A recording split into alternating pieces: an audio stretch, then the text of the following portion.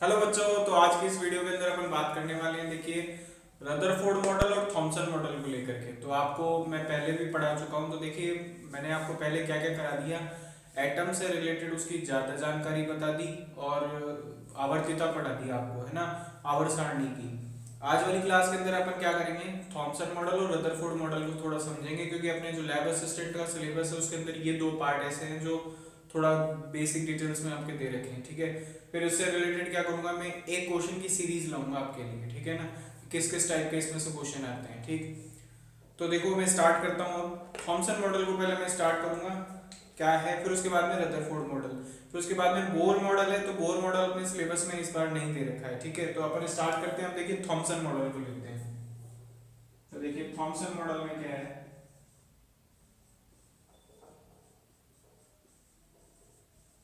तो Thompson model भी आपके तो टॉपिक में नहीं लिखा हुआ है, लेकिन ये फिर भी मैं आपको करा रहा हूँ, क्योंकि ये जहां तक मैं बताऊँ ना रदरफोर्ड में काम आएगा। ठीक है, तो थॉमसन का मॉडल क्या था। तो थॉमसन का मॉडल एक सिंपल सी क्या है, बात सुनना। इन्होंने एटम के स्ट्रक्चर को समझाने की कोशिश की थी। इन्होंने बोला थॉमसन ने कि एटम किस तरीके का होता है, गोल होता है। ठीक है, पहली बात तो ये है। इसने क्या बोला, फिर उन्होंने ये बोला कि एटम के जो बाहर वाला जो ये पार्ट दिख रहा है आपको, ये तो इसके अंदर क्या होता है कि प्रोटॉन जैसा कुछ बिखरा हुआ होता है। मतलब परमाणु का जो भार होता है ना, वो बिखरे हुए तरीके में होता है। ठीक है, इस तरीके से देखो, ये उसी तरीके से हो सकता है जैसे आपके वाटरमेलन देखा आपने, मतीरा, तो उसके अंदर जो आउटर वो जो हरा वाला पार्ट होता है ना, मतीरे के बाहर वाला हरा वाला पार्ट, वो इस तरीके से प्लस पार्ट की तरह बिखरा हुआ होता है। और उसमें जो इलेक्ट्रॉन्स होते हैं ना, वो उस बीज की तरह होते हैं जो तरबूज में बीज होते हैं। ठीक है, तो इस बीज की तरह क्या होते हैं, इलेक्ट्रॉन उनके अंदर गड़े हुए रहते हैं। इतनी सी बात इन्होंने बताई थी, और उसके बाद में क्या हुआ, इनको इसी पे नोबेल प्राइज तक मिल गया था। उस समय भी ये भी एक अच्छे खासे साइंटिस्ट थे कि एटम के बारे में इतनी सारी जानकारी इन्होंने बताई थी कि एटम गोल होता है, पॉजिटिव वाला पार्ट इस बिखरा हुआ रहता है, जबकि ये बात गलत है। पॉजिटिव पार्ट बिखरा नहीं होता। ठीक है, तो ये मॉडल इन्होंने दिया था। तो इनका मॉडल ये काफी फेमस है। मतीरे से इन्होंने इसको मैच किया था। तो मतीरे से मैच किया, तो मतीरे से क्या, तो मतीरे से था प्लम। ठीक है, प्लम पुडिंग मॉडल। आपसे पूछता है प्लम पुडिंग मॉडल दिया किसने था, तो प्लम पुडिंग मॉडल ध्यान रखना किसने दिया था, थॉमसन ने दिया था। सबसे बड़ी बात याद रखना। ठीक है, आपसे मेनली क्वेश्चन यही पूछा जाएगा, यदि पूछा जाएगा तो इस थॉमसन से। ठीक, एक इन्होंने एक बात ये बोली थी, एटॉमिक न्यूट्रलिटी की बात बताई थी। एटॉमिक न्यूट्रलिटी क्या होती है कि जिस रेशियो के अंदर इलेक्ट्रॉन है, उसी रेशियो के अंदर क्या रखा हुआ है, प्रोटॉन भी रखा हुआ है एक तरीके से। यदि मैं बोलूँ कोई परमाणु 20 नंबर का है, तो इसका मतलब उसमें 20 इलेक्ट्रॉन और 20 प्रोटॉन होंगे। एक उदासीन परमाणु की बात बता रहा हूँ मैं, ध्यान रखना। उदासीन का मतलब जिसमें कोई आवेश नहीं हो। ठीक, तो ये तो बात हुई थॉमसन की। अब आओ रदरफोर्ड पे। रदरफोर्ड थोड़े साइंटिस्ट भारी थे, एक तरीके से भी मान लेना। ठीक है, दुनिया उनकी ज्यादा मानती थी। तो थॉमसन मॉडल तो क्या है कि स्टेबिलिटी भी नहीं समझा पाया था। ठीक है, एटम की स्टेबिलिटी नहीं समझा पाया, और ना कोई साइज वगैरह ऐसा कुछ बात नहीं गई थी। रदरफोर्ड ने थोड़ा काम अच्छा किया, उन्होंने नाभिक तक पहुंच गए थे वो। इन्होंने नाभिक में किसी की बात नहीं की थी। तो रदरफोर्ड का जो एक्सपेरिमेंट था वो 1908 में आया था। कब आया था, 1908 में। रदरफोर्ड के एक्सपेरिमेंट की बात कर रहा हूँ मैं। किसकी, रदरफोर्ड का एक्सपेरिमेंट। रदरफोर्ड है ना, रदरफोर्ड का मॉडल जो है।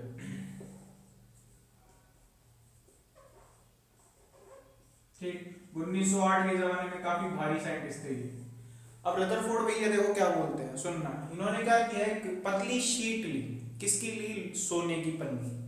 देखो, सोने की पन्नी ली। अब सोने की पन्नी क्यों ली, क्योंकि उसकी फ्लेक्सिबिलिटी अच्छी खासी होती है, पहली चीज, है ना। क्वेश्चन यहाँ से ही पूछता है, सोने की पन्नी ली थी। किसकी ली थी, स्वर्ण पन्नी या गोल्ड फॉइल, है ना, गोल्ड फॉइल ली थी,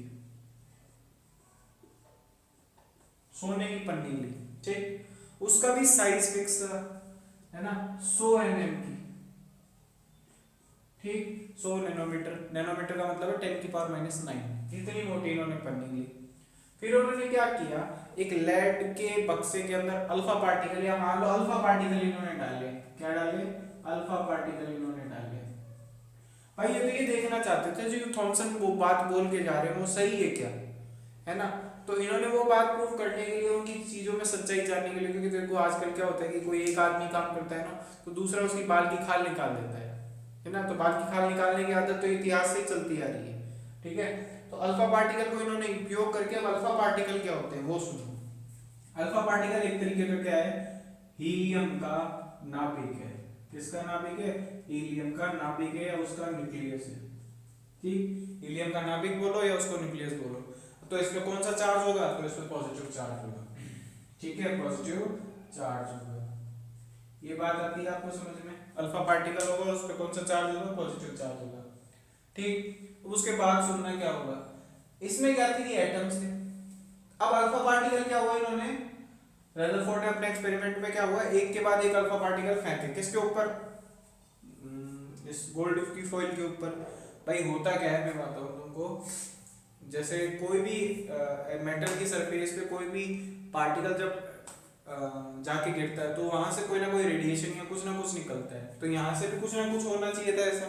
तो इन्होंने जो एक्सपेरिमेंट किया ना अपना, तो एक्सपेरिमेंट में इन्होंने ये देखा कि मान लो ये गोल्ड का फॉइल है, ठीक है, तो इसमें से खुद के एटम होंगे होंगे तो इन्होंने क्या किया, अल्फा पार्टिकल को पास किया, सॉरी ये पॉजिटिव चार्ज, ठीक है, क्योंकि नाभिक है तो न्यूक्लियस पे कौन सा चार्ज होता है, न्यूक्लियस पे पॉजिटिव चार्ज होता है, ठीक। सुनना, इन्होंने क्या किया, पार्टिकल को भेजा तो मैक्सिमम पार्टिकल क्या था, सीधे निकल गए, ठीक है, मैक्सिमम पार्टिकल क्या हुआ, सीधे निकल गए। इनकी फर्स्ट एक्सपेरिमेंट से ये पता लगा, जब इन्होंने अपना एक्सपेरिमेंट किया तो सोने की पन्नी पे क्या हुआ, मैक्सिमम अल्फा पार्टिकल भेजे। अच्छा, अल्फा पार्टिकल ही क्यों लिया, क्योंकि अल्फा पार्टिकल एक हैवी पार्टिकल है, ध्यान रखना, क्यों लिया, तो हैवी पार्टिकल है, ध्यान रखना, हैवी पार्टिकल है। भाई एक बात सोचो यार, तुम्हारे सामने कोई दीवार रखी है, तुम एक 5 ग्राम की गोली लगाते हो तो 5 ग्राम की गोली उस दीवार को नहीं भेद पाएगी। उस दीवार को भेदने के लिए कम से कम उस दीवार से भारी तो या कोई ऐसा तो कोई चीज होनी चाहिए ना जो उसको भेद जाए। तो सेम यहाँ भी यही कहानी थी कि हीलियम का नाभिक लेने का मेन रीजन ये था कि ये इसको भेद जाए, भेदेगा तो क्या होगा, रिएक्शन मतलब एटम को भेद जाए। इतना तो भारी पार्टिकल लो, समझ रहे हो मेरी बात। तुम ट्रक वाले से साइकिल को भिड़ा रहे हो तो साइकिल वाले का तो कचूमर निकल जाएगा ना, ट्रक को कैसे भेदेगा वो। तो ट्रक को भेजने के लिए कम से कम तुमको एरोप्लेन तो लेना पड़ेगा, भारी, उससे भारी चीज लेनी पड़ेगी ना। तो वही सीन यहाँ था, तो भारी पार्टिकल लिया। अब जब इन्होंने पार्टिकल डाले ना अल्फा पार्टिकल, तो मैक्सिमम अल्फा पार्टिकल सीधे निकल गए। क्या हुआ, मैक्सिमम अल्फा पार्टिकल सीधे निकल गए, कहीं नहीं मुड़े। तो पहली बात तो यहाँ से ये समझ में आई कि मैक्सिमम अल्फा पार्टिकल सीधा निकलने का मतलब ये है कि मैक्सिमम एटम का अंदर का पार्ट जो था ना वो खाली था। अब थॉमसन की बात यहाँ पे पहली ही चीज गलत कर दी, पहले एक्सपेरिमेंट से इन्होंने मतलब पहली बात बोलते ही गलत हो गया। कैसे, थॉमसन ये बोलता था पॉजिटिव पार्ट पूरा बिखरा हुआ है, ठीक है। अब पॉजिटिव पूरा बिखरा हुआ है, इसका मतलब अल्फा पार्टिकल भी कैसा है, पॉजिटिव है। तो पॉजिटिव ये भी है और पॉजिटिव वो भी है, तो इसका मतलब पॉजिटिव तो पॉजिटिव के पास आना ही नहीं चाहिए था कभी। जबकि हुआ क्या, रदरफोर्ड के एक्सपेरिमेंट में देखा गया कि अल्फा पार्टिकल सीधा ही निकल रहा था। इसका मतलब यहाँ बिखरा हुआ होता पॉजिटिव पार्ट, तब तो अल्फा पार्टिकल यहीं रुक जाता ना, आगे थोड़ी जा रहा होता। तो यहाँ से पहली चीज पता लगी क्या, कि परमाणु का अधिकांश भाग कैसा है, खाली है। परमाणु का अधिकांश भाग, ठीक है, अधिकांश भाग कैसा है, रिक्त है। यहां से एक चीज ये समझ में आई थी, क्योंकि अधिकतम अल्फा पार्टिकल सीधे निकल गए, ठीक है। इसको अल्फा पार्टिकल स्कैटरिंग मॉडल भी बोलते हैं। स्कैटरिंग मतलब होता है अल्फा पार्टिकल का बिखरना, ठीक। कुछ क्या हुआ, अल्फा पार्टिकल जब आए ना तो आने पे क्या हुआ, वो डेविएट हो गया। जाना तो यूं चाहिए था, है ना, लेकिन क्या हुआ, कुछ थीटा एंगल से वो डेविएट हो गया। ऐसा क्यों हुआ, फिर पूछा गया। देखो, तो सीधा निकलने का तो मेन रीजन ये कि भाई अंदर की चीज खाली पड़ी है इसलिए सीधा निकल गया। लेकिन डेविएट करने का मतलब क्या था, विचलित होने का क्या मतलब है। तो विचलित होने का एक मतलब सुनना, इसका मतलब अंदर कोई ना कोई एक ऐसा कण रखा है, कहीं एक बहुत छोटी सी जगह में कुछ ना कुछ रखा है, जो अल्फा पार्टिकल को क्या कर रहा है, दूर फेंक रहा है अपने से। पास भी नहीं, दूर फेंक रहा है। तो देखो ना, फेंक दिया दूर उठा के, और ठीक है, बात भी समझ में आती है, फेंक दिया। अब यहाँ से दिमाग लगा, जब अल्फा पार्टिकल पॉजिटिव चार्ज है तो पॉजिटिव चार्ज है, इसका मतलब यहाँ पॉजिटिव चार्ज होगा, तभी तो वो उसको दूर भगा रहा है। नेगेटिव चार्ज होता तो अपने पास नहीं पकड़ के बिठा ले, बोले आजा मेरे पास, ठीक है। तो होगा क्या, यहाँ पे कोई ना कोई ऐसा छोटी जगह में पॉजिटिव चार्ज रखा है जो इस अल्फा पार्टिकल को क्या कर रहा है, अपने थीटा एंगल से क्या कर रहा है, डेविएट कर रहा है। तो कुछ क्या हुआ, अल्फा पार्टिकल सीधा निकल गया। तो दूसरा यहाँ से जो वो निकल के आया, रदरफोर्ड ने अपने एक्सपेरिमेंट से बताया, ये बताया कि सम पॉजिटिव पार्ट, मतलब कुछ धनात्मक भाग, क्या कुछ पॉजिटिव पार्ट जो है वो कहाँ रखा हुआ है, उसके सेंटर में रखा हुआ है। कुछ पॉजिटिव पार्ट है ना परमाणु के मध्य में रखा है। और ये भी तब हुआ जब वो अल्फा पार्टिकल मारते मारते हुए बीच की तरफ आए। और ये भी बताऊं क्या होता है, इन्होंने क्या किया था, एक पर्दा स्क्रीन लगाई थी पीछे, और स्क्रीन किसकी थी, ZnS की थी, ZnS जिंक सल्फाइड। तो जिंक सल्फाइड ध्यान रखने स्फुरदीप्ति पदार्थ होता है, जब कोई पार्टिकल आके उसको अगर भिड़ता है ना तो वो चमकता है। तो यहाँ से पता लग रहा था पार्टिकल सीधा आ रहा है तो यहाँ चमकना चाहिए, यहाँ क्यों चमक रहा है, इसका मतलब डेविएट कर गया पार्टिकल। समझ रहे हो मेरी बात? तो ये स्क्रीन ये काम कर रही थी। स्क्रीन किसकी थी, ZnS की। ये क्वेश्चन आ सकता है, ध्यान रखना। ठीक, उसके बाद सुनना थर्ड, इन्होंने क्या हुआ, 20,000 में से एक पार्टिकल, 20,000 में से एक पार्टिकल आया और आके सीधा वापस का वापस वहीं चला गया। अब एक बार सोचो, एक ट्रक वाले से साइकिल भिड़ी होगी, भिड़ के वापस वहीं चली गई, इसका मतलब ये कि भाई ट्रक बहुत भारी है, अपने आप ऑटोमेटिक समझ में आता है। तो अल्फा पार्टिकल भी भारी था, तो इसका मतलब अब ये बात भी यही समझ में कि अल्फा पार्टिकल भिड़ के वापस चला गया, वो भी कितने डिग्री एंगल पे, 180 डिग्री एंगल पे। क्यों गया, तो सुनना, जब भी दो सेम चार्ज के पार्टिकल या दो सेम चार्ज जब भी पास आते हैं तो एक दूसरे को रिपल्शन करते हैं, ये बात समझ में आती है। तो पार्टिकल जो पास में आ रहा था ना वापस उसी डायरेक्शन में चला गया, 180 डायरेक्शन में। इसका मतलब क्या, तो इसका मतलब ये रखा हुआ है कि इसके बीच में कहीं ना कहीं एटम के बीच में एक पॉजिटिव चार्ज या पॉजिटिव स्फीयर बिखरा हुआ है, जिससे अल्फा पार्टिकल वापस टकरा के 180 डिग्री एंगल पे वापस वहीं चला गया जहां से आ रहा था। ठीक है, तो ये थर्ड एक्सपेरिमेंट से पता लग रहा था। तो उस थर्ड जो चीज थी ना, उसी को क्या बोला था उन्होंने, न्यूक्लियस बोला। पॉजिटिव जहां वो रखा है ना पॉजिटिव पार्ट, उस पॉजिटिव पार्ट का मेन मकसद क्या है, प्रोटॉन। तो वो प्रोटॉन तो डिस्कवर पहले भी हो गया था, इनसे पहले प्रोटॉन डिस्कवर हो गया था, लेकिन इन्होंने एक नई जगह बताई, बोला प्रोटॉन एक ऐसी जगह रखा हुआ है, वो छोटी सी जगह में कहीं रखा हुआ है, उस जगह को इन्होंने फिर बाद में क्या नाम दे दिया, न्यूक्लियस। तो आपसे कोई पूछे न्यूक्लियस या नाभिक किसकी देन है, तो रदरफोर्ड की देन है। थॉमसन ने ऐसा कुछ नहीं बताया था, बोले न्यूक्लियस नाम की कोई चीज ही नहीं थी उनके लिए। तो उनके लिए तो ये था कि प्रोटॉन और इलेक्ट्रॉन बिखरे हुए हैं बस। ठीक है, फोर्थ चीज बात आ गई समझ में, नाभिक इन्हीं की देन है। अच्छा, इन्होंने साइज तक बता दिया था। थॉमसन ने साइज बताया था परमाणु का, कितना, 10⁻⁻10 इतना। ठीक है, जबकि जो रदरफोर्ड थे इन्होंने नाभिक का साइज बता दिया था, कितना, 10⁻⁻15। ये और ये तुम समझ रहे हो क्या चीज है, ये परमाणु का आकार है। किसका आकार है, साइज ऑफ एटम है ना, एटम साइज है। और ये किसका साइज है, न्यूक्लियस साइज है। समझ रहे हो, इसका मतलब क्या है कि इसका जो साइज है ना वो कितना है, 10⁻⁻15, और इसका जो साइज है वो कितना है, 10⁻⁻10। इसका मतलब समझना कि एटम तो पूरा क्रिकेट का स्टेडियम है, ये मान लेना। तो पिच एकदम जो बीचों बीच होता है ना क्रिकेट का, उसके बीचों बीच कहीं न्यूक्लियस रखा हुआ है। समझ रहे हो मेरी बात? तो वो जो है ना वो क्या है, न्यूक्लियस है। और तुम वैसे भी दिमाग लगाओ ना, 10⁻10 है, 10⁻15 है, मतलब ये कहना चाहता हूँ छोटा ये है बड़ा ये है, वैल्यू की बात कर रहा हूँ, तो ये इससे 1,00,000 गुना बड़ा है। अरे समझ रहे हो मेरी बात? 10⁻15 और 10⁻10 में से बात करूँ तो वो 1,00,000 गुना बड़ा क्या है, एटम। मतलब नाभिक तो बहुत छोटी सी जगह है, उससे 1,00,000 गुना बड़ा क्या होता है, एटम। इसको लिखने का एक मेन रीजन यही है मेरा। ठीक, समझ गए मेरी बात? चलो फिर यहाँ से चौथी चीज सुनना, क्या समझ में आई, एटम की न्यूट्रलिटी समझ में आई थी। यहाँ से क्या समझ में आई थी, एटम की उदासीनता, एटम की न्यूट्रलिटी। इन्होंने भी वही बात बोली कि जिस अमाउंट में इलेक्ट्रॉन रखा है उसी अमाउंट में क्या रखा है, पॉजिटिव, मतलब प्रोटॉन भी रखा हुआ है। बहुत अच्छी बात इन्होंने भी बताई, वो तो वैसे भी पहले भी पता लगी थी, ठीक, थॉमसन के टाइम पे। फिर फिफ्थ बात इन्होंने सुनना क्या बताई, बोला इन्होंने, देखना यहां तक बहुत बढ़िया बात बोली, यहाँ ये फिफ्थ पॉइंट पे आते फंस गए, और फिफ्थ पॉइंट आते फंसते आगे वाले साइंटिस्ट ने फंसा दिया। देखो इन्होंने क्या बोला, इन्होंने बोला इलेक्ट्रॉन जो होता है ना, वो इलेक्ट्रॉन जो है वो न्यूक्लियस के अराउंड घूमता रहता है। पहली बात सुनना, मतलब इलेक्ट्रॉन जो रखा है वो न्यूक्लियस के अराउंड घूम रहा है। बस इतने बोलते ही फंस गए। अब फंसे कैसे वो सुनना, इलेक्ट्रॉन क्या कर रहा है, इलेक्ट्रॉन नाभिक के चारों ओर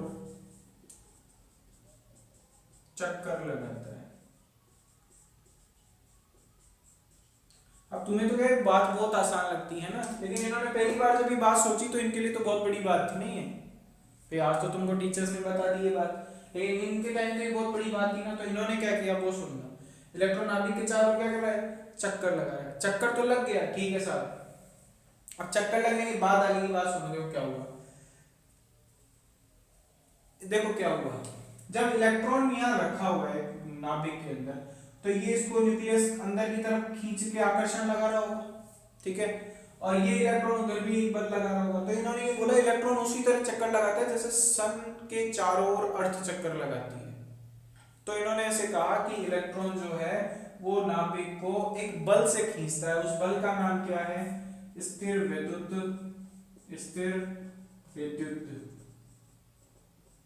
आकर्षण बल। क्या बोला, स्थिर विद्युत आकर्षण बल से इसको खींच रखा है। और बाहर की तरफ जो फोर्स लग रहा है ना उसको सेंट्रीपिटल फोर्स बोलते हैं, अपकेंद्रीय बल। तो जब तक ये वाला बल, मतलब इसको बल को अंग्रेजी में बोलते हैं इलेक्ट्रोस्टैटिक अट्रैक्शन फोर्स। तो इलेक्ट्रोस्टैटिक अट्रैक्शन फोर्स और सेंट्रीपिटल फोर्स एक बाहर की तरफ जो लग रहा है, वो दोनों जब तक बराबर है तब तक इलेक्ट्रॉन इस नाभिक के चारों ओर चक्कर लगाएगा। लेकिन मान लो एक बल भी कम या ज्यादा हो गया ना, तो इलेक्ट्रॉन इस चक्कर में नहीं लगा पाएगा। ये बात इन्होंने बोल गई, ठीक है। इस बल का मतलब समझ लेना, सेंट्रीपिटल मतलब अपकेंद्रीय। एक होता है अभिकेंद्रीय, एक होता है अपकेंद्रीय। अभिकेंद्रीय तो होता है केंद्र की ओर, और अपकेंद्रीय होता है बाहर की ओर। तो केंद्र की ओर या सेंट्रल की ओर जो लग रहा है उसको बोलते हैं सेंट्रीफ्यूगल, केंद्र की ओर। तो सेंट्रल की ओर कौन लगा है, इलेक्ट्रोस्टैटिक अट्रैक्शन फोर्स। अब इलेक्ट्रोस्टैटिक अट्रैक्शन कैसे है, एक प्लस और एक माइनस दोनों एक दूसरे को अट्रैक्ट कर रखे हैं, जबकि वो उसको बाहर की तरफ फेंक रहा है। तो दोनों फोर्स जब तक बाहर लग रहे हैं तब तक वो चक्कर मारता जाएगा। समझ गए मेरी बात, तब तक चक्कर लगेगा। लेकिन अब सुनना एक बार क्या होता है। यहाँ जब ये बात बोल रहे तो इसके आगे साइंटिस्ट थे एक मैक्सवेल, काफी फेमस। उस समय जब ये चल रहा था इनका, तब इनका ध्यान कम दिया जा रहा था, मैक्सवेल का ध्यान ज्यादा था। मैक्सवेल एक बहुत बड़े नाम के साइंटिस्ट थे। उन्होंने क्या किया, उन्होंने एक बात बोली थी, वो मैं यही साइड में खोपचे के अंदर लिख देता हूँ, है ना, इधर ही लिख देता हूँ। देखो